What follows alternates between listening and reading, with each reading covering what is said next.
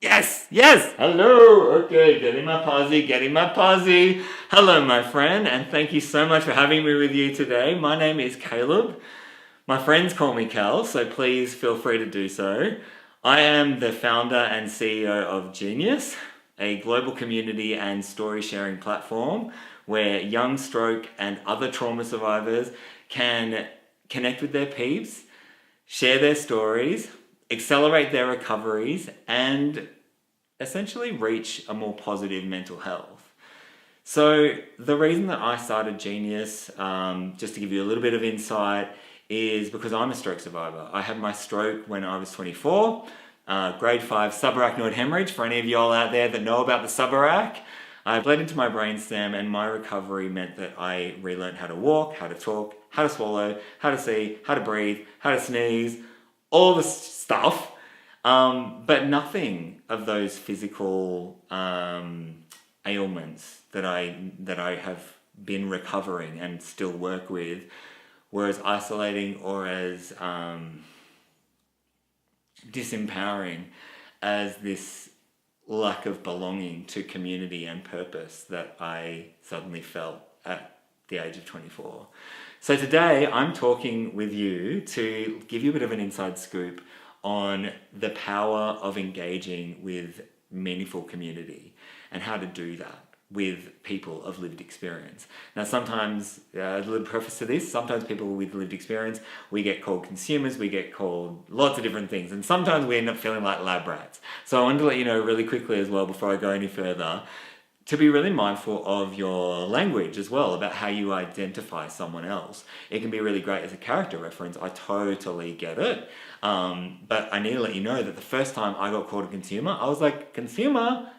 Consumer of what? Like, I did not understand it. It was so isolating and so disempowering. And yeah, I felt disenfranchised and really confronted and really isolated from the health professional community, which was ridiculous considering that community's been side by side with me through the last 10 years.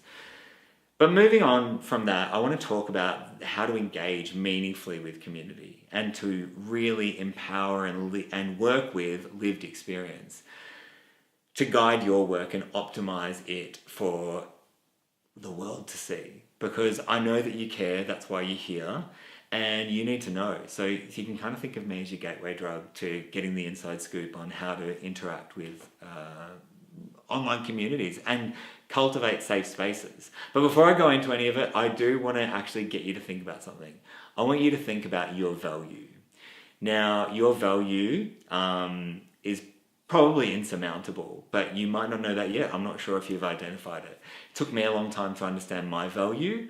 My value is in creating safe spaces. My value that I offer is in vividly and candidly sharing my story. My value that I offer is also listening, actively listening, with empathy. So I have a lot of value. Now, I do want to quickly say, in terms of creating safe spaces, when I say that, I'm not talking about handrails, I'm not talking about areas where there's sensory, there's sensory allowances for people like myself who have sensory overload. Not even just talking about where there's better lighting, which, I mean, everything should have rails, there should be ramps everywhere, everything should be lit.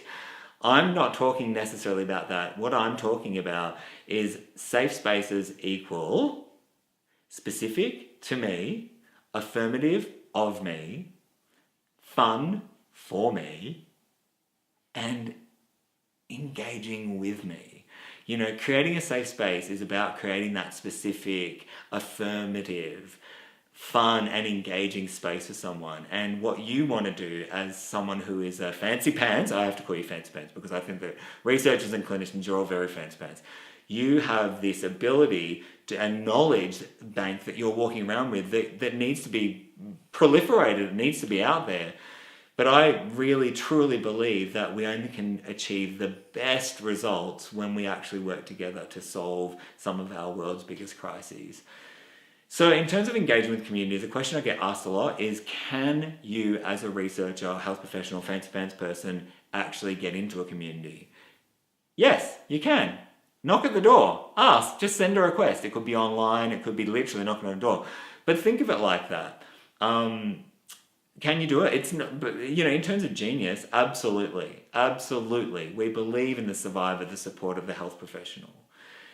But that's not going to be the case for everyone. Some people believe that they might have different needs. They might have privacy needs that if they were disturbed or disrupted, that would really disrupt the flow of their community. So acknowledging that safe space, that specific need of that community, is something that we always need to keep in mind. And you as a researcher or a health professional, fancy pants person, need to always keep that in mind. So the next thing I want to talk about, I've got lots of things that we need to talk about, is that it isn't going to be always appropriate, but when you do get through the door and you knock on that door, I didn't say, what I want to say is that think of it kind of like a cul-de-sac that's near you maybe right now or where you live. Would you expect yourself to be invited into every single house you knock on the door to? Probably not, because you don't know what's going on behind the door and you don't know how much those people want people around right now. It might not be appropriate. So think of it like that. Think of it like a lived environment that you exist in. It's a real thing. So first thing, knock at the door. When you get in, find out if you need to take your shoes off, or find out where the toilets are. Find out who's in charge, who owns the house. Be polite and operate and act in accordance with the values and beliefs and all the things that community asks of people that are coming through to it. That's what you need to give to that community, because you've got value that you're going to give. Remember, we talked about that before. Now, some other things that I wanted to talk about other than etiquette is like, what can you gain? Well, you can gain lived experience knowledge that you wouldn't if you stay in a lab. You can gain insights into the actual impact of what you're doing and how that works in the real world. You can get measurable anecdote that actually reflects the work that you're doing, and that's imperative. And most importantly, you can get more empathy. Empathy that's going to cultivate this need to further and optimize your work. So yes, absolutely, get into those online communities, or knock at the door first, I should say. Now, another thing that I want to say to kind of move us right through is when you're there. I was thinking about this one the other day. When you're like in a community, think of it like a lived environment. Don't think of it clinically. Like, make sure that you understand this is a warm, friendly, vulnerable, possibly fragile environment that has taken people a lot to go, I'm ready to be seen and be in. So if you're there, think about it kind of like if you had a dinner party, right? And if you invited someone and they brought along a friend of a friend and you're like, I don't know who this random is, but I'll give them, I'll make some extra, or like everyone's getting a little bit less. Anyway, imagine if they're at the party and they're sitting there and you and your friends, you're all clinking glasses, having a good time and eating the food, and that person's like eating the meal. They've got the meal in front of them, but they're just like, just watching. Taking notes every now and again. Hey guys, you want to do my survey? Weird. Don't be weird. Don't be a creep. Be creative and caring and come from a place of empathy and true humanity. It's about honouring that safe space, I think, moving on from that, when we're thinking about, being in a safe space and how to not disrupt it, and possibly you'll have like a survey or something that you want to put out there. That's about asking the person that owns the house, what are the rules? Do you want surveys? Do you not want surveys? Do you want me to talk to everyone like that? No. There's things that you need to do to make sure that you keep that safe space, and sometimes doing things like that could potentially disrupt it, and you should definitely know that. It can also be something that, like us at Genius, we very much welcome.